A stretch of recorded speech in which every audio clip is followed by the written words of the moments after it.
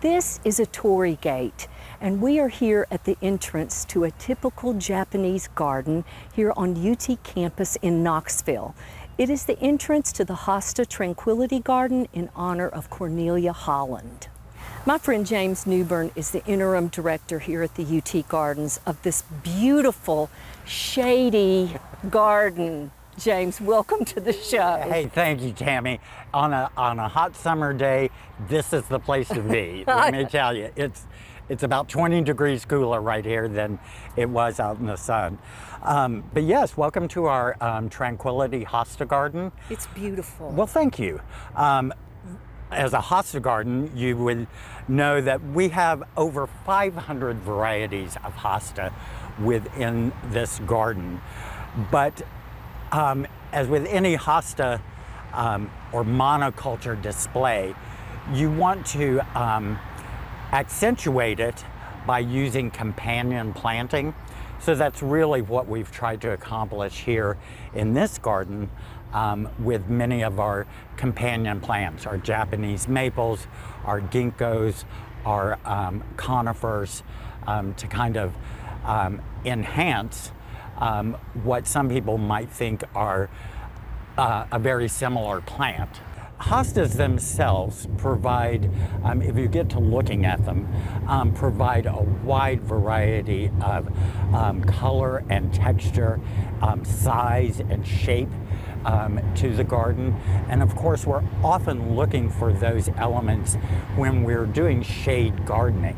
What I like that you've done is you've also used these hostas that aren't ordinary. So, because I see a lot of the same hostas over and over and over again. You've got some unique specimens. We really do. And, you know, hosta lovers are a unique breed.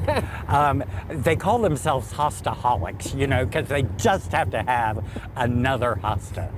But that interest through the breeders and the collectors have really made for some interesting shapes and colors and textures of hosta. And they're awfully fun to garden with. This is a perfect example of what you were just talking about. I don't know that I would even notice these plants around the base of this tree if it weren't for the hostas here in front of them. You know, that's really the case with companion planting. Taking maybe two I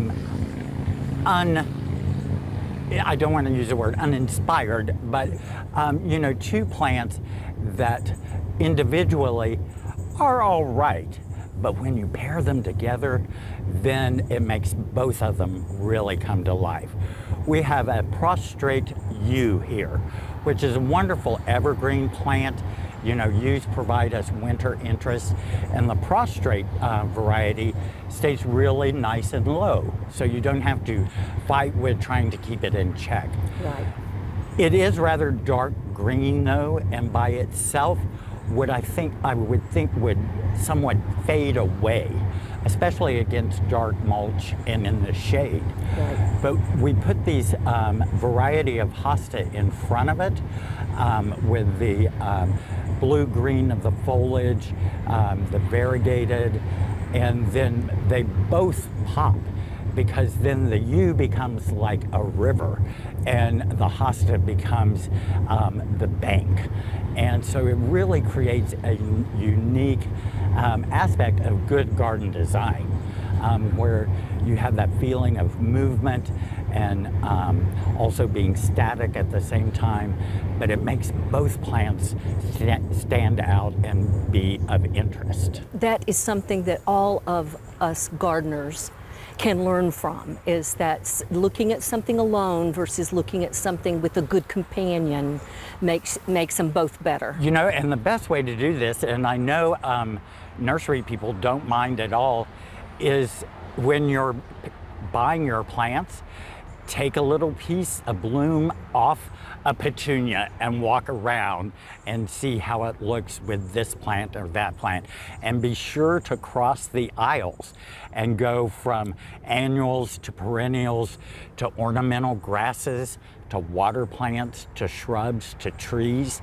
And then you're creating a multi-layer effect that can provide really an interesting vignette in the garden that can be all season long, all year long.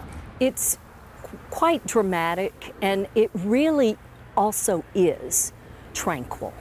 It is a beautiful example of how to use hostas, and Cornelia Holland ought to be very happy with the result of this. It's gorgeous. Well, thank you. We've put a lot of work into it, and we certainly appreciate her gift of the garden and sharing her collection with us.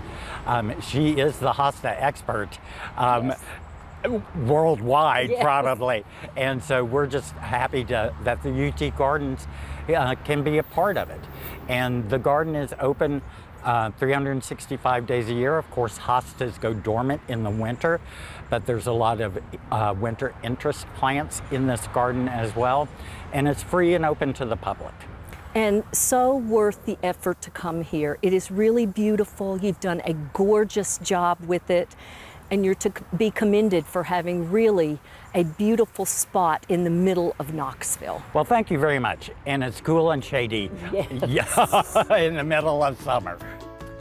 If you like this video, we've got a wide range of gardening related topics here on our channel. Home garden tours, plant showcases, tips from growers, and much more. Take a dive into our archive and be sure to click to subscribe so you can catch all of our new topics. Until next time.